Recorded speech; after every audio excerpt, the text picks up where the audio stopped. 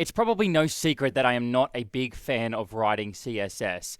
This is one of the things that I love about Quasar, the fact that I can mostly just use their utility classes, and then if I really need for some things like maximum width or more specific units, I just use style tags directly in there.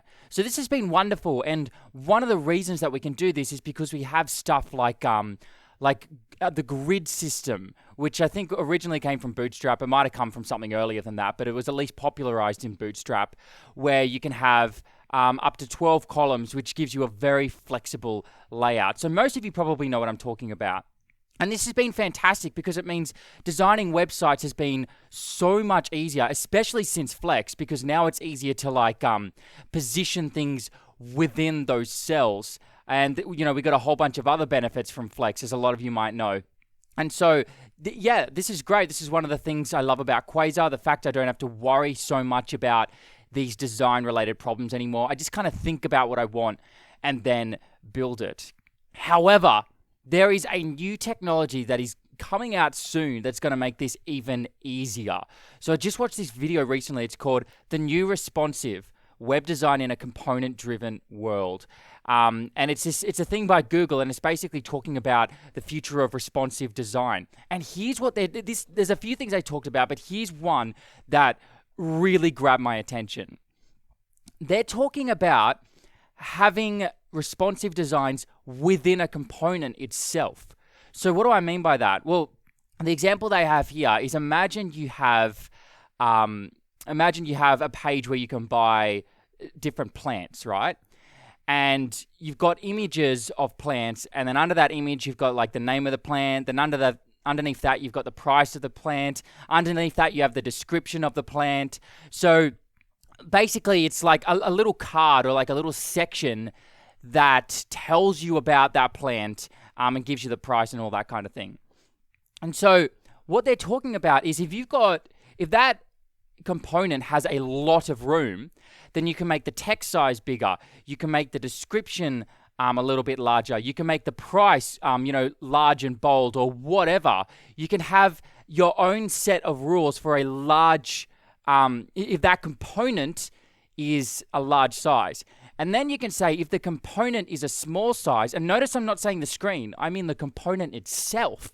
If the component itself is a small size, then you could, for example, make the image smaller.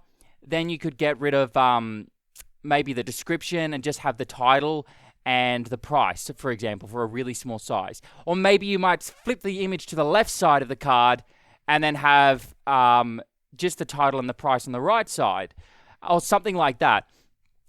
This is really, really cool because it means that you can start putting the earnest of responsiveness, the earnest of being responsive, onto the component itself. So then you can basically say, hey, component, you are in charge of being responsive within your container. And this is really cool because it means, for example, and they have an example here in that she shows in the on the video. On the right side, she has a list of recently viewed items, right? And it's got a picture of a very small picture of the plant, and then just a quick little description and price. So it's a very small card that just gives you like minimal information about that recently viewed item. But then in the main screen, she's also got a whole bunch of items down there with larger pictures of the plants, with bigger descriptions and it's just a larger amount of content, and it's displayed completely differently. And the cool thing is they're the same component. So she's got this component that's really thin and this component that's really fat, and they're both the same component, but their design is completely different because she can style it depending on the size of the container. So anyway, I just thought this was insanely cool. And it means that we can focus more on designing a component specifically within its in isolation. So you could basically work on a component design and gradually make it bigger and smaller just within that one component to see what it looks like depending on its container size, meaning that when you start plonking it into your app, it's always going to look good. So hopefully I did a decent enough job explaining that. And they also go through a couple of other exciting things like scoped CSS is now going to become native. So at the moment, we have to do some weird compiling stuff in order to get scope CSS. That's going to become native, which will probably give us performance benefits. They talked about other stuff like, you know, how at the moment we can have dark themes and light themes. And I think currently browsers can detect whether or not the device is in dark mode or light mode, I think. But anyway, they're talking about adding a whole bunch of other predictions in there. I can't even remember what some of them were about the device. In fact, I'm going to pause this and just quickly see if I can find one. Yes. Okay, the example they gave was motion. So sometimes people will disable motion or reduce motion on their computer so that because they don't like animations. They want things to feel snappier. I don't know, whatever reason the user has. And I actually tend to do this myself. I don't like too much animation. I like to just get the thing that I want instantly.